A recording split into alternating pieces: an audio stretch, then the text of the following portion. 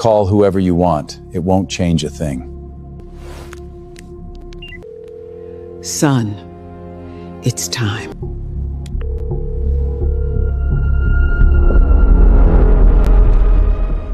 She walked into the boardroom carrying nothing but a worn cloth bag and 31 years of silence.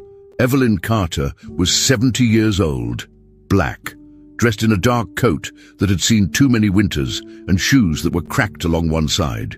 She looked at the man at the head of the table and said his name once, Richard Holston. He leaned back in his chair, arms crossed, smiling the way powerful men smile when they're certain nothing can touch them. Around him sat 11 executives in tailored suits, waiting to see what this interruption was going to cost them in time. "You have 2 minutes," Richard said. "I don't need 2, Evelyn said. "I need you to stop the Greyfield acquisition." Someone laughed, short and quiet. Richard tilted his head, still smiling. "And why would I do that?" "Because the land was never legally available to be sold," she said. "It belongs to Carter Holdings. It always has." The room absorbed that for a beat. Then the head of acquisitions leaned forward with the kind of patience you use on someone who doesn't understand how things work. "Mom, the title's been clear for 30 years. Evelyn reached into her cloth bag and pulled out a single folded document. She set it on the table in front of Richard. "That's the original deed," she said. "Signed in 1961 by my husband and me. We purchased 1,200 acres with a reverter clause. If the land was ever resold without our approval, ownership reverted to us. It was never discharged." Richard glanced at the document, but didn't touch it. His smile faded. If this were real, someone would have brought it up 30 years ago. "My husband died," Evelyn said. "They told me the company was insolvent. They told me the land was gone. I believed them. But last year my son found the original filing.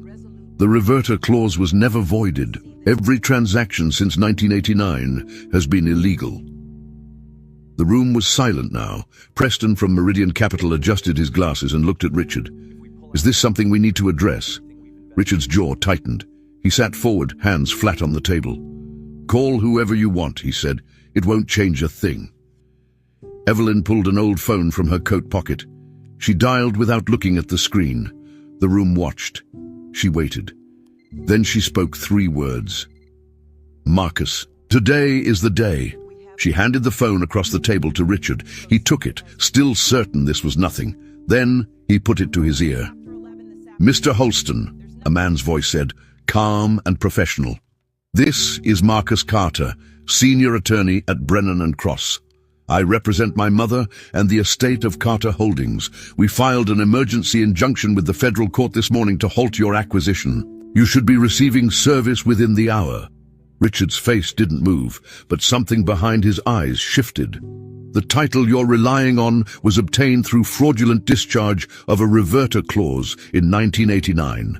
We have the original deed, the filing records, and testimony from 2 witnesses. Your deal is dead, Mr. Holston." The line went quiet. Richard lowered the phone slowly. He looked at Evelyn. She was already standing, pulling her coat tighter. 31 years, she said quietly. "I waited 31 years to make that call." She turned and walked toward the door. Preston was already gathering his folders. Someone's assistant was typing rapidly. Richard sat frozen at the head of the table, the phone still in his hand. Evelyn reached the door, stopped and looked back one last time. "They told me I didn't matter," she said, "that people like me don't win against people like you." She opened the door. "I guess we'll see." The door closed behind her. The room erupted. Have you ever waited years for the moment everything finally falls into place? Drop part 2 in the comments right now. Did she get the land back?